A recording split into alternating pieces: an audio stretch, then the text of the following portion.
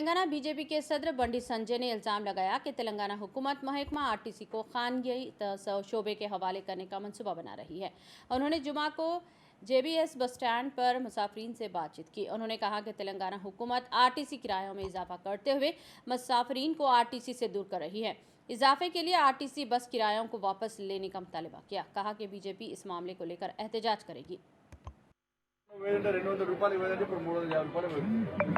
నిన్న దాదాపు 40 నుంచి 60% పెంచారు. 60% పెంచారు. ఇవాళ కుట్రలో భాగమే అంతా కూడా. గతంలో పెంచితే ఎవరు మాట్లాడలే.